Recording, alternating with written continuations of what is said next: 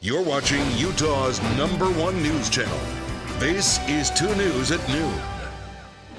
Closing the online sales tax loophole. Some state lawmakers want that to happen here in Utah.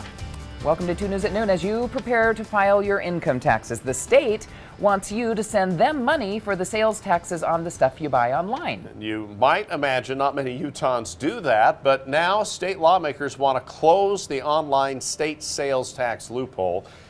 Jeremy Harris has been looking into this today, and Jeremy, lawmakers say the state is missing out on millions. Yeah, that's right. In fact, the estimates range from $80 to $350 million in state sales tax that Utah is currently not being paid by online consumers. Now, some state lawmakers say that is money that could go towards essential state services if it could be collected. Online shopping has exploded. The Department of Commerce says online sales are around $7 billion a quarter. It's having a huge impact. The numbers, we are increasing our online purchases double digit year over year.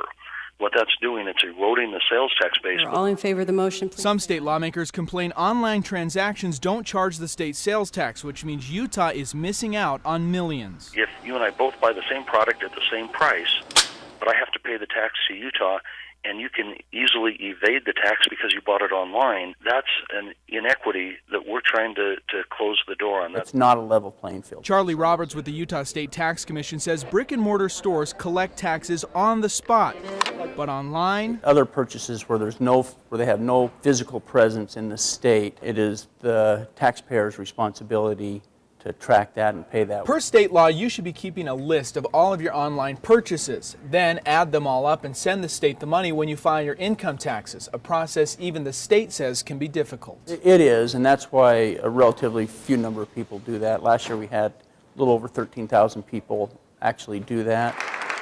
Now lawmakers are considering options that would make online retailers accountable for state sales tax like retail stores, insisting it won't be a new tax, but rather leveling the playing field. What it does, it broadens the base, lowers the rate, and it really levels the playing field so that if you're buying something online and I'm buying something from a local store, then we both pay the same tax on the transaction.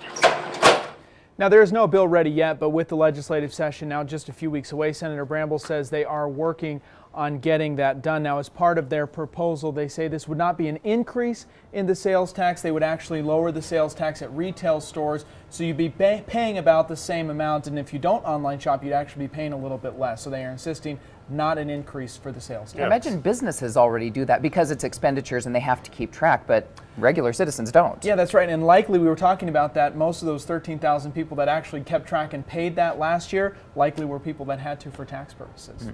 All right. Jeremy, Honor system. Thank you very much. Yeah, Okay. that honor system works very well, doesn't it? Yeah. We'd like to think so anyway.